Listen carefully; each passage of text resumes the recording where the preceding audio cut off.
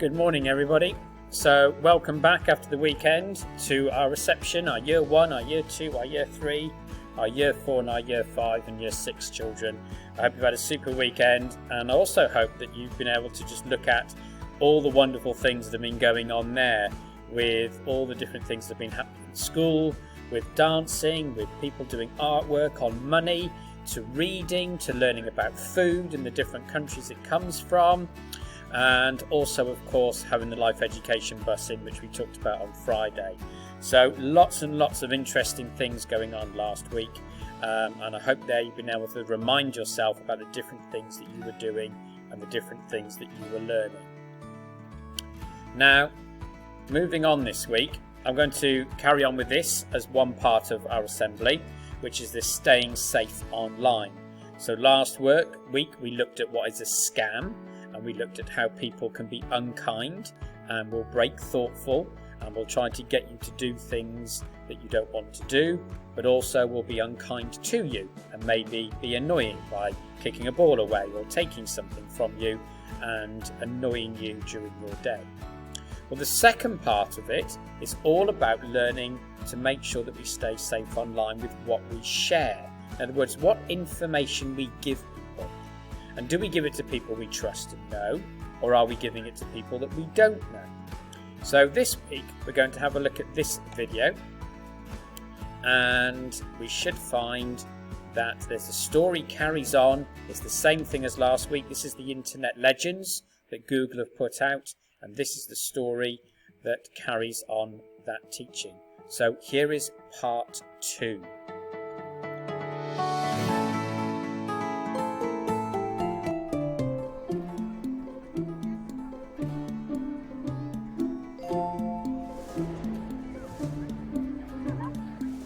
Hello, have you seen it? Sorry, I'm in a hurry.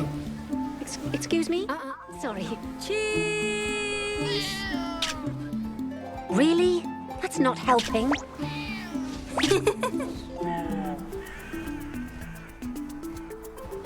Good. Now give me the bear switch. We'll get along just fine. Great. I've been expecting you. Come on in. Excuse me, have you seen my bear? Someone will recognize your bear, love. You'll see. Hello there. What seems to be the problem? We're looking for a bear. My bear. Here. Whoa, neat trick. My, what a wonderful bear. As bears go, the finest. Sorry, I didn't catch your name. Lumen. Lumen! Oh, lovely name. And how much do you love your bear, Lumen? Lumen and her bear are inseparable. Can't go home without it. Oh, and where is home? Whoa there! You don't want to share all that with people you don't know. Oh, legend. Because once it's out there, it's out there. You don't know where it will end up or how quickly it'll spread. Look! I thought you were going to help us. No, I just do it for the likes. I'll never get my bear back. Don't worry, I know where we can look. Hacker HQ, where all kinds of personal stuff gets taken. Come on. Now, to be safe from hackers, you need super strong passwords. Start with a couple of words that are hard to guess. Mix uppercase and lowercase letters. Add numbers and symbols to make them stronger. Just don't use the name of a pet or a favorite toy. Oversharer failed to get the information to hack her account, but by the look on her face, all we need is this bear's name. What's wrong, Switch? We couldn't have done this without you. Make sure you tune in for the final episode. In the meantime, you can all become internet legends, safer and more confident explorers of the online world. This includes knowing what kind of information is okay to share and what's best kept private. Do you want to do something fun together? Let's create your own information mega picker and challenge each other. Simply download the activity below. And remember, discussing online safety helps all of us become internet legends. So whenever you're in doubt, talk about it.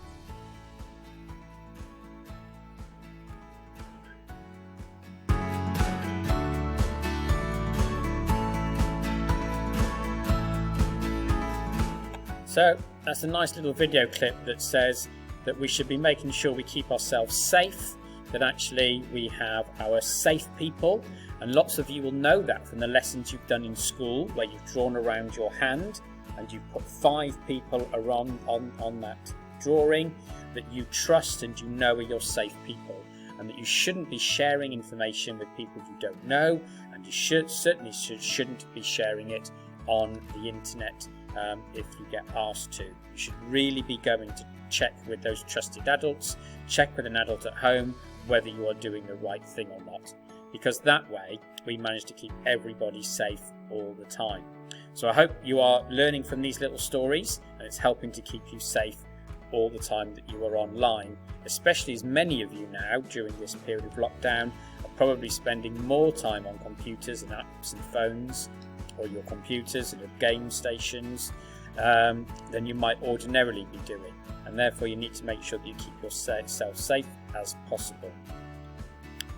Now, the next part of this is to do with something completely different, and it's actually about a special word at this time of the year, and it's got this letter in it, and some of you might just from that one letter be able to work out what the word might be, and you might have your hands up now and you might be trying to tell your teachers what you think the word is.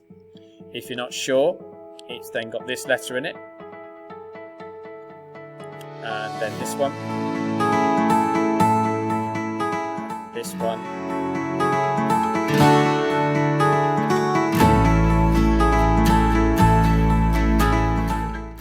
and that's right, you may well have got it already.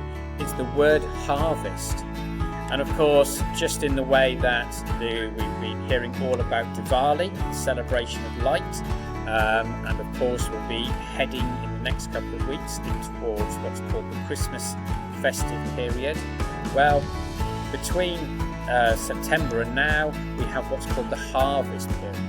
And it links to the idea that this is the time where the farmers had to get their crops in, and they had to get them up to the fields and try to get them used to make sure that people had enough food.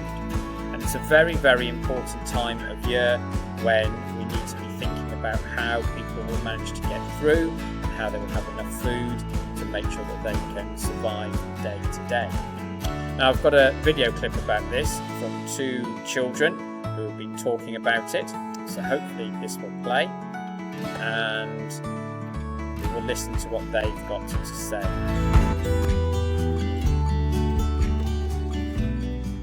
Our farm is in Cambridgeshire in the Fens of Sopham Prior, and we grow wheat, beetroot, potatoes, leeks, onions. Harvest is probably one of the most important times of the farming season because it's where they want to get their crops into the stores and ready to go off to the shops to be sold. The thing I enjoy most about living on a farm is going on the tractors and seeing what's on the back. The fields are approximately about 10 football pitches big. The potatoes will go to be made into crisps or chips, depends what variety it is. And the wheat will probably go to a windmill to be made into flour, then can be made into cakes or bread. We have a few potato harvesters and then combines which come to the farm in the summer to harvest the wheat. It's got a header in the front and it chops the wheat up. The combine harvesters often work a lot later with their lights on in the dark. They try and keep the food close to factories so there's not as much impact on climate change and to keep the food fresh for the customers. What's your favourite food? I think it's Hawaiian pizza. Potatoes is a traditional Congolese food which is plantain and fufu. Sandwiches. Probably pizza. Fish and chips and ribs. Pasta. Beans on toast. Do you know where it comes from? The toast comes from the wheat. Plantain, I think. Like it's grown on a farm or something. The shop. The shop. Why? Fish, it gets taken from the sea. And potatoes, they're grown in fields. Italy, I think. What sort of things do farmers in the UK grow? They grow vegetables, carrots, cucumber, potatoes, beetroot, Wheat and barley, corn and vegetables as well. Carrots, corn, strawberries. They grow crops. Why is it important to know where your food comes from?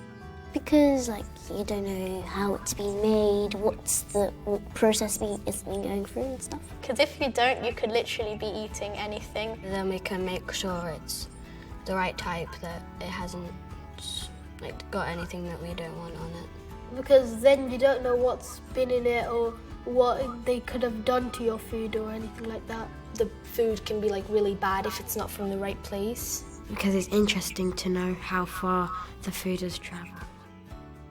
Why is Harvest Festival important? I think the Harvest Festival is important because the farmers don't always get the recognition that they should have. Farmers do deserve to have a celebration because they're providing all that food. It's good to celebrate how much the farmers do for us. I think it's important because it celebrates growing crops. I think it's very important because farmers are definitely pretty high on the you need to save the earth schedule. Also, people can thank the farmers for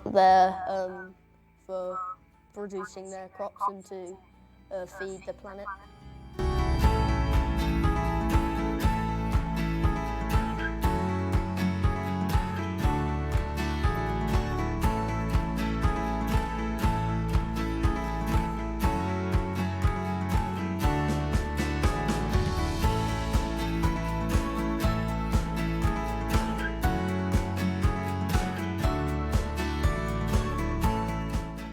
So there was lots to listen to and find out about in that video, and what's interesting of course is our year 2s, we've already found out, and our year 1s have been learning about where different food comes from in different countries. But also what's interesting in there is that when one of the children is asked where does food come from, he says a shop, and of course that's where most of you will go to get your food. So of course you'll say, I get it from Tesco's, or I get it from Aldi, I get it from Lidl, I get it from Danny's shop, because that's where you go. But that's not where the food starts. A lot of our food starts out in the fields. It has to be harvested, that means it's got to be collected up, and then it gets turned into a different type of food. So for instance, we have to have wheat that gets turned into flour that can be then used to make bread. And these things are important because without it, as humans, we can't survive without food. We need it to give us energy. And there are lots of times throughout the year when many people may find that this is very difficult and that actually they can't always get the food that they want. And therefore you might say, like those children, these are some of my favourite foods. You know, they were able to list off all the things they really loved, and I'm sure you could do the same. I'm sure you could say, my favourite is Chinese, my favourite is pizza, I like fish and chips, I like a burger. It could be that you like pasta, it could be that you like toad in the hole. And of course, all those foods get turned into something once they've come off the field. But it's not like that for everybody.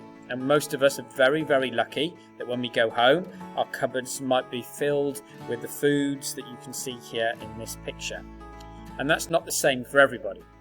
Because just up the road from here, at Western Favell Shopping Centre, which most of you will know about, there's a very special place in there that's called the Food Bank Centre. And it says here they're helping people in crisis. Because sometimes, for no fault of anybody's, some people just end up in very hard times and very difficult times. And one of those things might be they just don't have enough food.